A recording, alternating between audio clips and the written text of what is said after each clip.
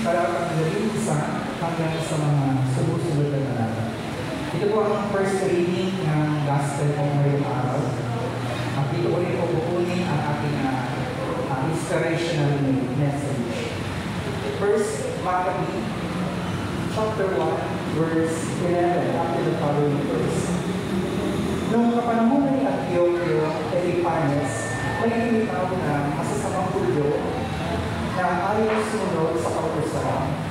Pagkos ay inaakit pa ang mga mamamayan na makipagkasundo sa mga hindi sa palibot nila. Makipagkasundo na tayo sa kanila. Wala naman tayo nakikita sa hindi makikipagkasundo. Kundi pawang kamalasan, wika nila. Ang ganitong panukala ay nagustuhan ng marami at ang ilan sa kanila ay agad na nagkasasahan upang humingi ang panitulog na sumunod sa mga tuturing hindi. Pumayag naman ang hari. Nagtayo sila ng isang malaking palaruan sa Jerusalem at isunod sa kaugalian ng mga hindi.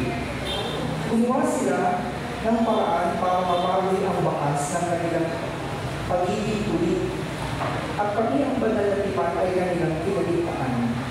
Ano pa, nakikisa na sila sa lahat ng masasamang gawain ng mga hindi. Verse 44, kaugnay nito, nagpahatid ang hari ng liham sa Jerusalem at sa mga bayan ng Judea.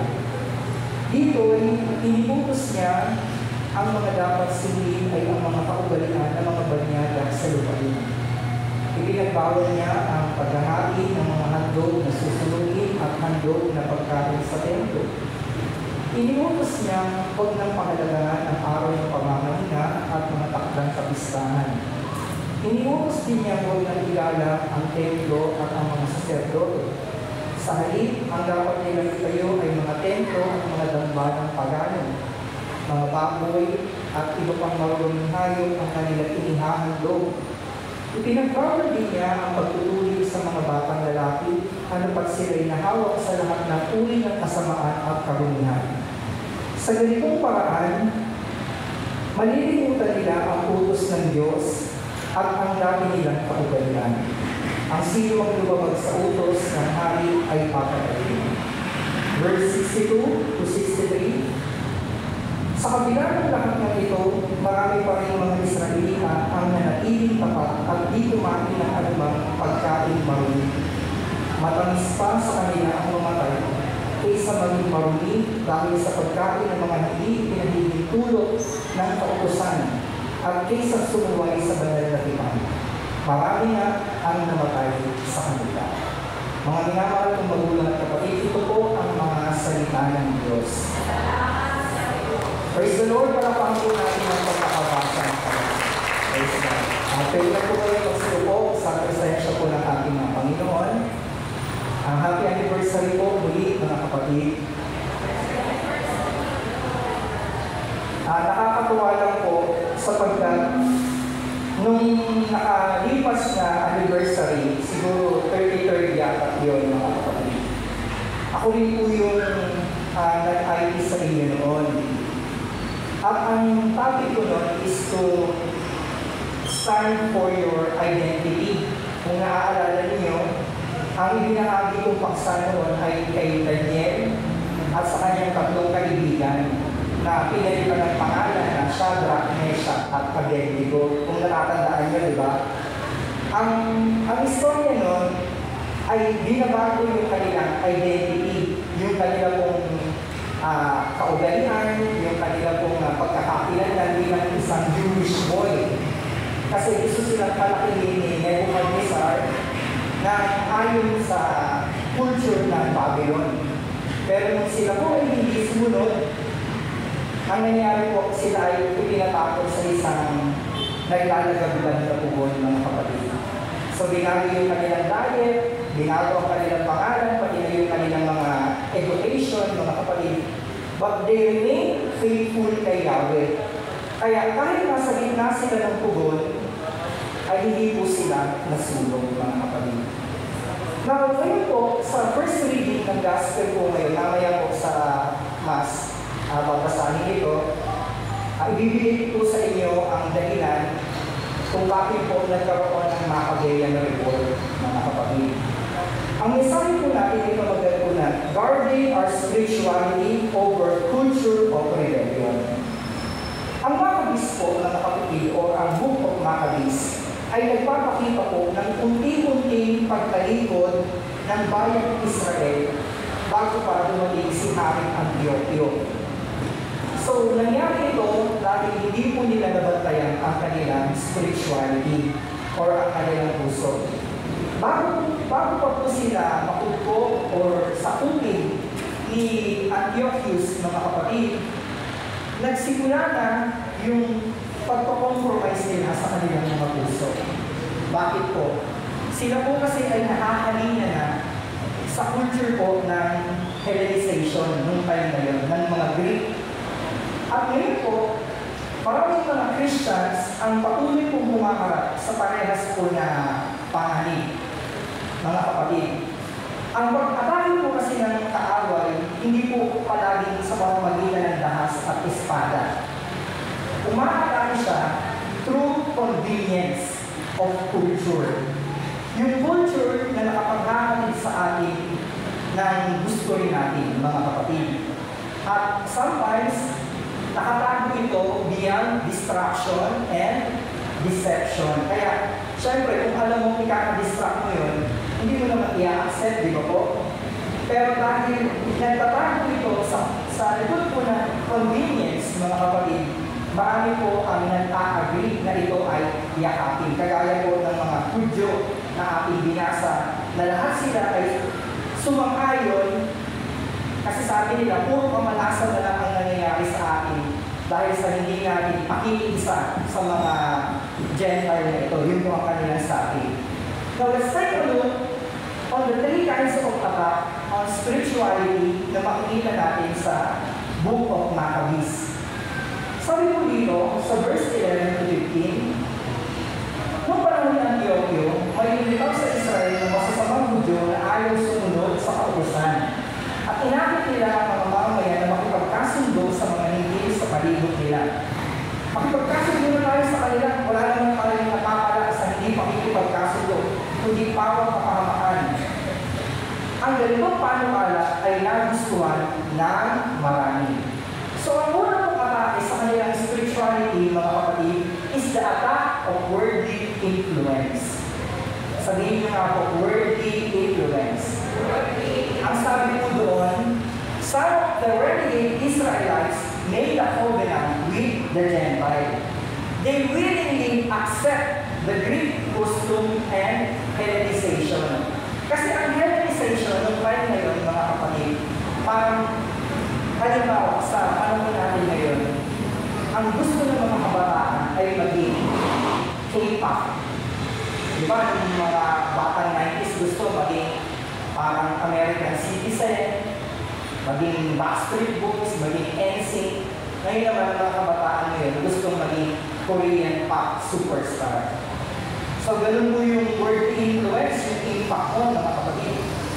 They wanted to fit. Gusto nila na yung culture ng Greek ay ma-adapt din ng mga Hudyo, mga kapatid.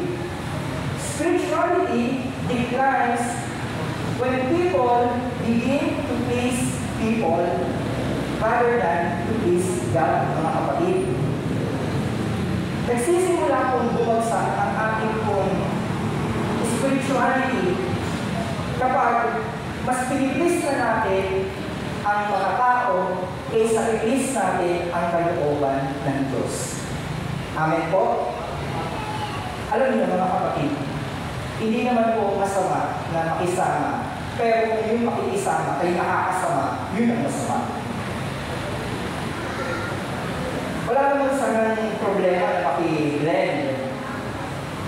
Pero kung yung ginagawa nila ay directly nakaka-apekto na sa yung spirituality, yun ang hindi maganda. Halimbawa, nagtatry ka na masolvin yung mga pinsan mo na nasa worldly life and nagtatry ka na maki-blend sa kanila, nakikisama ka. Pero kung hanggang sa inuman, kasama ka na, hanggang sa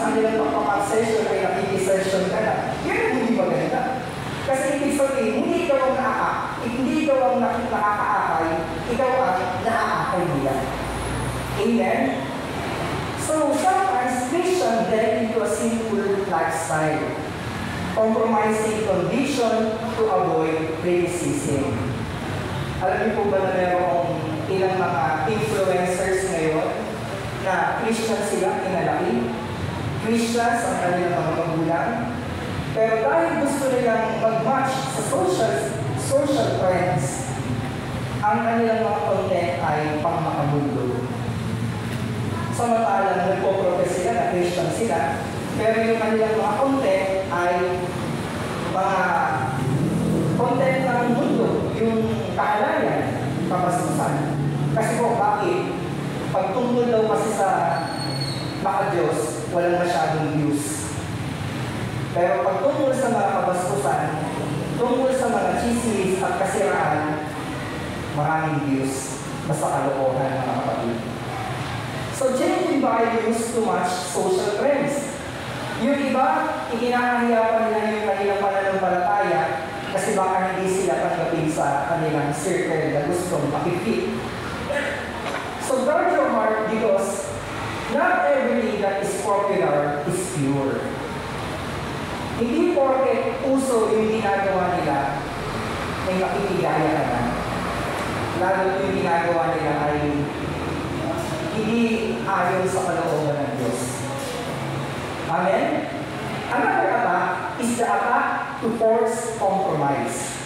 Sabi dito sa verse 41, ang hari ay naglabas ng isang kautusan para sa buong imperyo. Inuutos niya mag-iisa ang tutunin sa bansa. Ibinawal niya ang dating kautusan at ang relihiyon. Lahat ng hindi ay sumang-ayon. At marami rin Israelita ang sumunod sa relihiyon ng hari.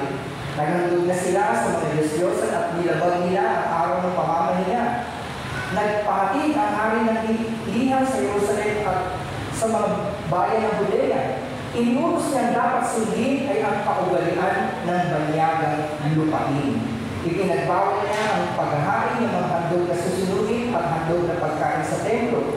At inutos niya na huwag nang pahalagahan ang araw ng pamamahiya.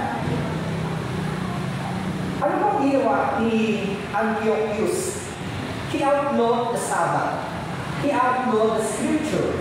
He outlawed circumcision. He outlawed temple worship.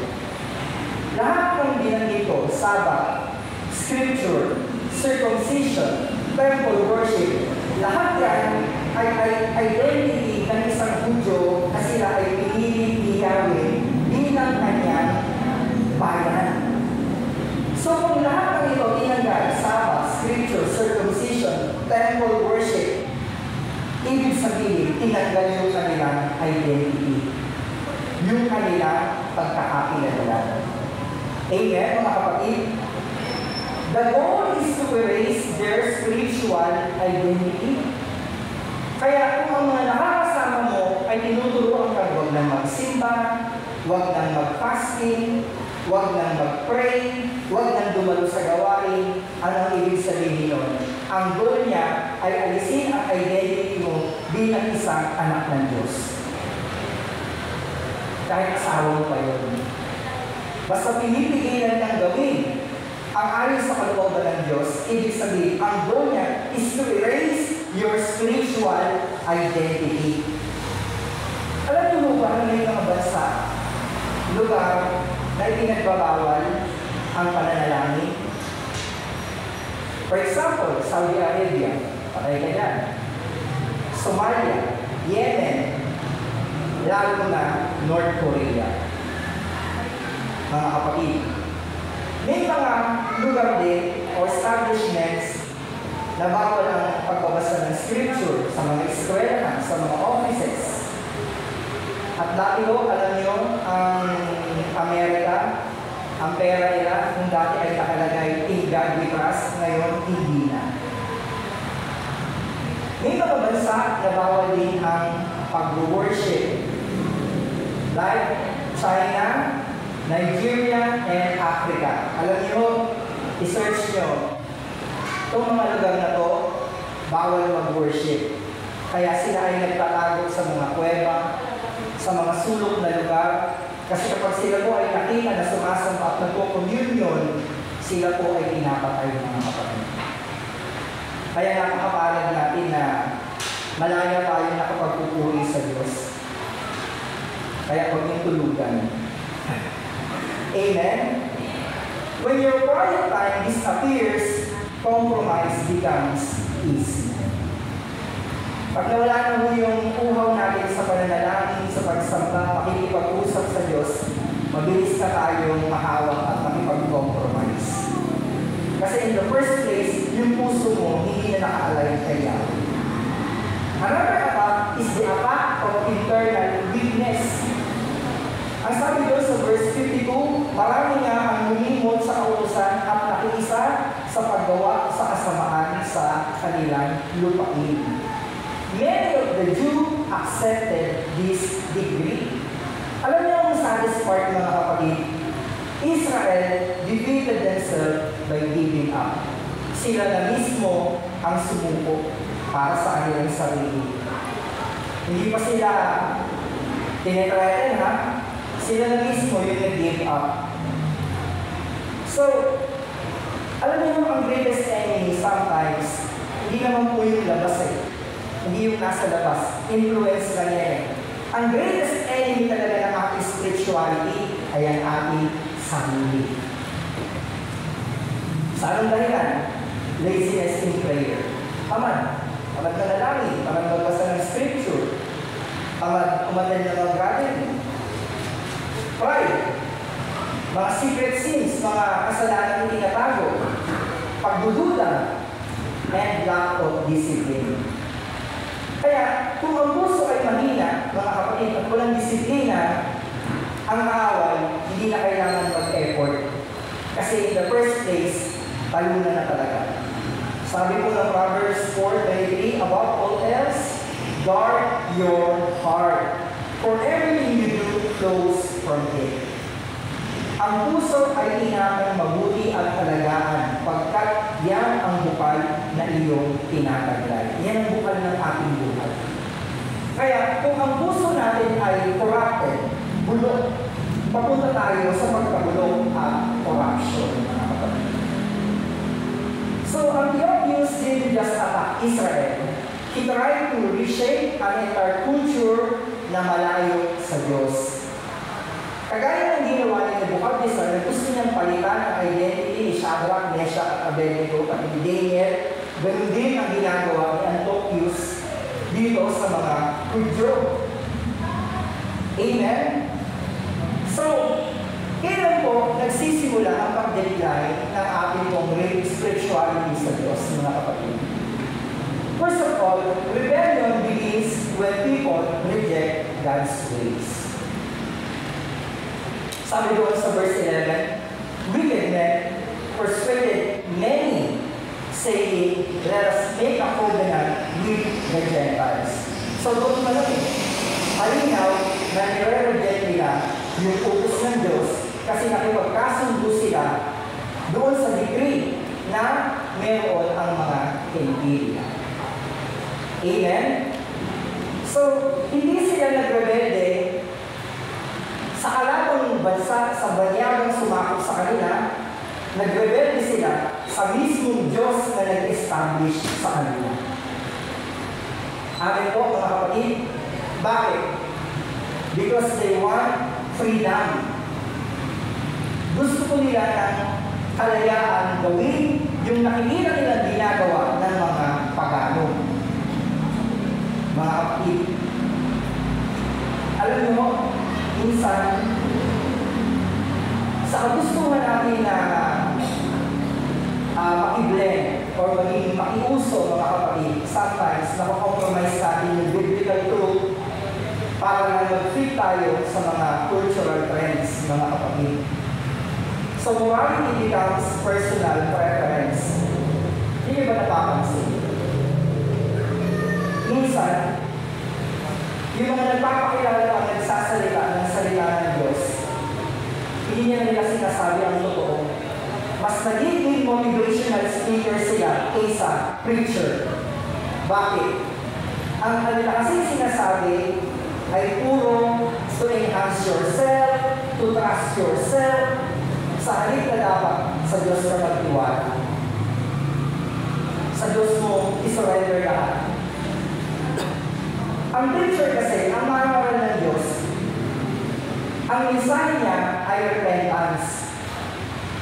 Ang mensahe niya ay ang paghingi ng tawad sa Diyos. Ang motivational speaker, ang binubus niya ay ang ego ng isang tao. Magtiwala ka sa sarili mong galing, sa sarili mong skills, parang si Nimrod. Si Nimrod, nagkaroon siya ng isang matayog na makapagtayo ng isang tore na lalagpas sa mga ulap. Kaya ibinagsak siya ng Diyos. Ganon din si Nebuchadnezzar. Sabi ni Nebuchadnezzar, lahat ng kanyang accomplishments ay dahil sa siya ay magaling. Kaya ibinagsak siya ng Diyos. At siya ay namuhay na parang isang hayop sa loob ng 7 taon. Kumaba ang kanyang mga upo. Kumaba ang kanyang mga balahibo sa katawan. Nagmistula siyang baka na kumakain ng damo. Hanggang tumingala siya sa langit. At aminin, kung gustuin ng Diyos na gawin natin ang isang alipin magagawa niya. Tsaka lang na nahuli yung kanyang katinuan. Kasi po, bakit ayaw ng Diyos ng taong hambog? Amen? So sometimes, may mga tao na tinitignan nila ang standard ng Diyos bilang isang outdated standard. Rebellion is not loud at first, mga kapatid. It starts quietly in the heart. Kasi mula pa lang malalaman mo na na-rebellious ng isang tao dahil sa mga salitang lumalabas sa kanya. Sa umpisa yung mga murmuring, gulong, hanggang nagko-complain na siya, nagreklamo na siya, hanggang nagpo-promote na siya ng rebellion. Another thing, rebellion spreads when leadership compromise. Ano ang nangyari? Bakit mas nagustuhan ng mga Hudyo ang Greek Hellenization? Bibigyan ko po kayo ng background, mga kapatid. Sa culture kasi ng Hellenist, mga kapatid ko kay Cristo, pag sinabing gymnasium, hindi siya lugar ng yung mga magsusumba, hindi po. Ang gymnasium, doon po ginagala yung Greek education. Kung saan nagagala yung mga athletic contest. Bakit nila ito nagustuhan? Kasi ang naglalaro sa mga patimpala ay nakahubad. Ang mga sumasali sa mga sports and Olympics, mga nakahubad. Yun kasi ang Greek culture. Yun po ang dahilan kung bakit kabalitaran ang tinuturo ng Hellenization sa scripture ng mga Hudyo. Bakit po? Ang pagpasa kasi ng Hellenization sa Israel ay nagdulot po ng kaguluhan, mga kapatid. Tinuruan sila ng Greek philosophy and lifestyle. At unti-unti nilang tinalikuran yung kanilang Jewish identity. Yung pag-preserve ng kanilang sariling kostumbre ng paggalang sa sarili. Pangalawa, nilalabag nila ang utos po ni Moises, mga kapatid. Kasi po, ang mga batas sa gymnasium ay kadalasan paglabag sa utos po ng Torah o ng Mosaic Law. Ang isang dahilan, yung mga kabataan po, kinatatakutan na nila yung circumcision. Bakit?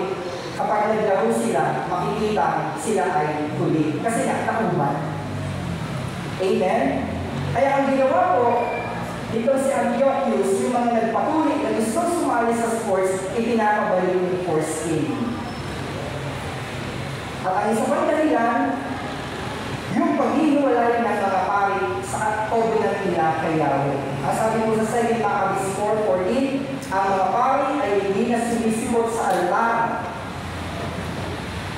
Kasi mas pinipili na nila ang manood ng sports kaysa maghandog sa altar. So, madali pong napawi o nabaling yung kanilang atensyon sa laro and popularity at inabando nila yung templo po ng Diyos. Ito po ay nagbunga ng moral and spiritual corruption. Diba? Kaya pansinin nyo, minsan may mga chapel, may gawain, tapos may kasabay na lingga. Sana mas maraming tao nandun sa basketball court. Nagmamas ang pari, mas malakas ang hiwag-iyawan doon sa sumali sa beauty contest na bali. Di ba po mga kapatid? Ito ay simbolo ng pagtalikod sa kanila pong pananampalataya. Amen, mga kapatid? When leaders compromise, people will follow. Alam niyo, ngayon kasi ang mga tinitingan ng leaders ngayon, bukod sa mga political leaders, meron lang kasi mga tinatawag na mga influencers. Ito mga influencers, tinitingala kasi ang mga audience nila, ng mga followers and subscribers nila eh. Kaya pag nagpo-promote sila ng gambling, automatic nabibrainwash nila yung kanilang mga followers na normal lang yun. Kasi nga, yung hinahangaan ko, wala nang ginagawa. Kaya, mag-gambling na rin ako. Ganon din yung mga celebrities. Yung papalit-palit ng mga partners sa buhay, papalit-palit ng mga asawa, na iisipin ng mga fans nila, eh kung yung idol nga namin, nakakailang asawa eh, okay lang eh. Hindi, ganon din kami. Nanonormalize. Kasi nga po, malaki yung impact nila sa pagiging influencers. Society celebrates what God condemns. Amen? A culture becomes rebellious when leaders stop leading towards God. Kapag mas natakot na siya sa tao, kaysa natakot siya sa Diyos. Di ba si Saul yun? Sabi ng propeta sa kanya, akala mo ba natutuwa ang Diyos sa pinagkagawa mo na itinabi mo yung mga matatatang hayop, hindi mo pinatay si Haring Agag. Kaysa sinunod mo ang Diyos na dapat pinatay mo lahat yan. Ano sabi ni Saul?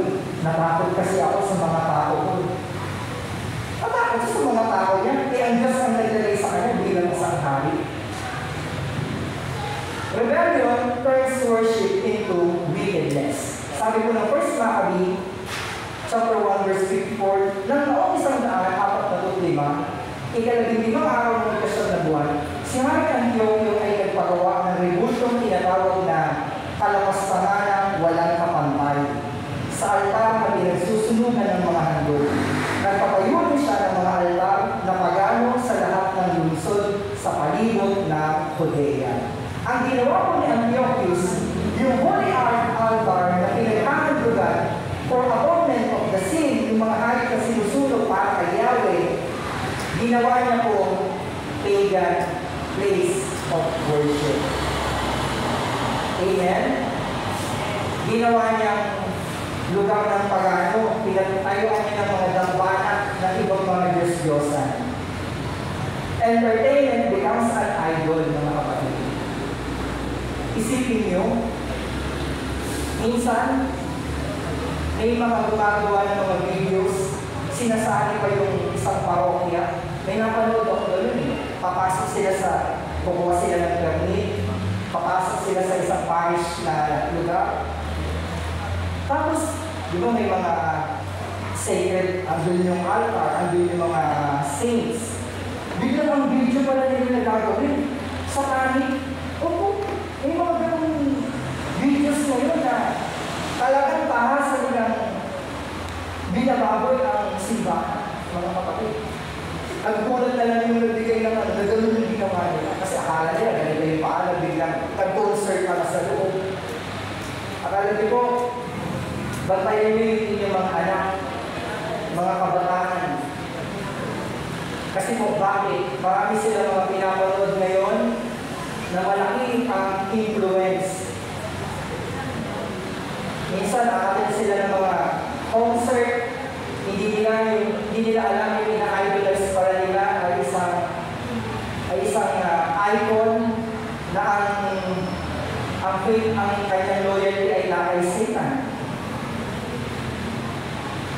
kayong ma-open kung mayroong mga fans dito si Taylor Swift. Alam niyo si Taylor Swift, nung nagsimula siya, pa-sweet. Very, yung message ng kanta niya, yung mga love song lang. Pero ngayon, bulgaran ang kanyang pagka-demonic. Pakinggan niyo yung mga lyrics niya, mga kapatid. Yung mga symbols, demonic talaga. Kaya kapag may concert, talagang inihahalid niya na sa gate of hell yung kanyang mga fans. Mga kapatid. Kaya, iingatan yung mga napapanood. Another thing, pleasure replaces worship. Money becomes a false god. Social media becomes the shrine for yourself. Maraming mga tao ngayon para lang sumikat kahit magmukhang ewan sa Facebook. Para lang kumita. Kahit mawala na yung dignidad. Kahit magmukha siyang may sira. Rebellion always attack worship because whoever you worship controls you. Another thing, rebellion punishes the faithful. Ang sabi doon, sino mang sumuway kay Antioquio ay kanya ipinapatay. Minsan, pag tumayo ka sa tama, sa stand mo, ikaw ay kakawawain. Lalo na kapag yung nasa posisyon ay disparihado. Biblical conditions are labeled faithful. Alam niyo, maraming mga nasa sabihin natin ABCD community, pag binigyan mo sila ng stands for God's truth, ma-open sila. Sasabihin nila, bakit lalaki babae lang ba ang nilikha ng Diyos? Paano naman kayo? Naka-open sila mga kapatid. Kaya nga, yung iba tuwa pa na in-styler si yung nagsasalita na Charlie ba yun? Yung Binyare. Charlie Kasi ang mga stand niya talagang medyo offensive. Pero yun ang totoo. Amen? So faith is seen as backward and uneducated. Kaya alam nyo, maraming mga rebellious na mga bansa or culture ay ipipressure ka na isampag mo ang iyong pananampalataya, mga kapatid. So how to choose God in a culture of rebellion? First of all, is to set apart even if others blend in. Kahit maraming mga Hudyo ang yumakap sa culture ng Hellenization, mga kapatid, may mga ilan pa rin na hindi inabandon yung covenant ng Diyos kahit sila ay patay. Sabi nga doon sa verse 3, mas mapapamisin pa nila ang mamatay. Sometimes, faithfulness is simply refusing to follow the crowd.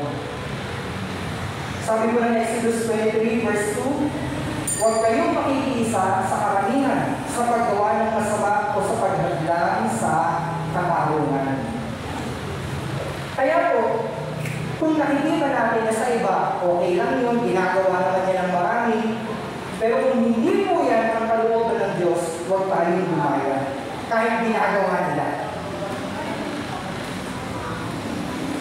Another thing, hold the word even when others throw it away. Alam niyo ang ginawa nitong si Antiochus, pinasunog niya ang lahat ng kopya ng Torah. Parang yung Egyptian library, ang daming mga historical records ang nandoon, sinunog. Kasi po, kung bakit gusto ipasunog ni Antiochus yung mga scripture na sinulat ni Moises, para yung mga Hudyo, completely mabago yung kanilang identity. Wala na silang babalikan. Amen? So alam nyo, ngayong panahon natin, ang daming mga ganun na pang-distract. Pagtanggal ng mga bagay na nagpapalit sa atin sa Diyos. Sometimes, yung pagbabasa ng scripture, nawawala sa atin. Nawawala Yung time natin na makipag-usap sa Diyos, nagiging masyado tayo busy.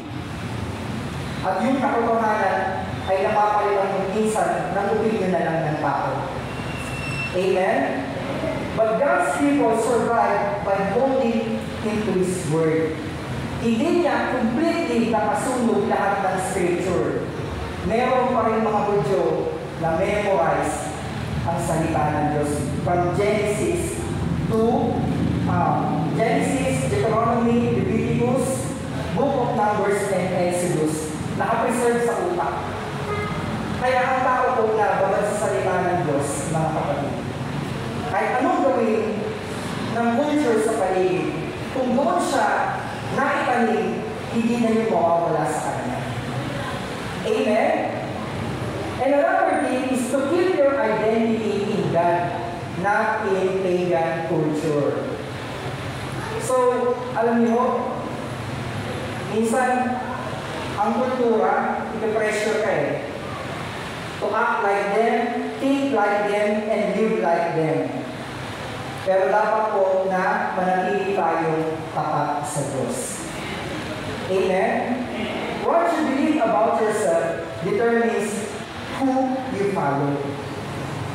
Kung ano yung paniniwala stand natin sa buhay, ang nagbibigay ng liwanag kung sino yung Diyos na kinikilala natin sa buhay. Amen? And another thing, choose obedience even when it costs you. Kaya sabi ng Panginoon kung gusto niyo talagang maging alagad ko, pasalin niyo ang inyong krus. So some Israelites choose death rather than to dishonor God. Sabi doon, mas minatamis pa nila ang mamatay kaysa kumain ng pagkain makapagpaparami sa kanila dahil base sa kanila pananampalataya. Bakit po? Because obedience to God is worth more than life itself. May buhay ka nga, pero yung buhay mo naman, pagre-rebelde sa Diyos. May buhay ka nga, pero after naman nun, pag namatay ka, ang punta mo naman, impyerno. Amin mo pa yung buhay na yun. Eh di mas makakamising pa nga naman nilang mamatay na sumusunod sa kalooban ni Yahweh. Amen? If obedience is only for convenience, it will collapse under pressure. Bakit po? Because obedience that costs nothing accomplishes nothing. Ang pagsunod na wala naman sa lugar at walang halaga, walang na-accomplish na totoo, walang nakakating, walang purpose kasi mga kapatid. And finally, stay with faithful remnant.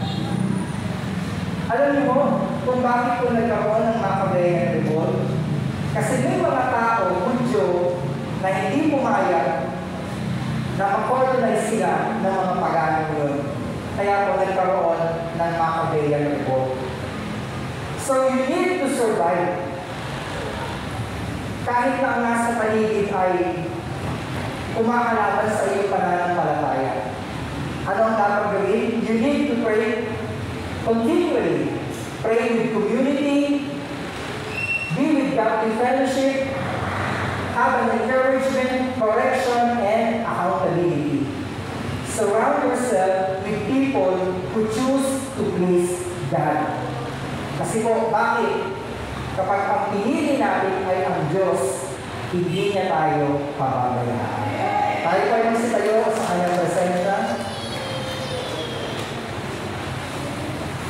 Di ka namin naikukumpara sa anumang yaman ng mundo. Hallelujah.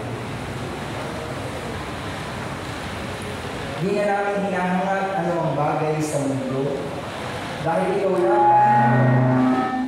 ang tanging kalakasan namin. Hallelujah.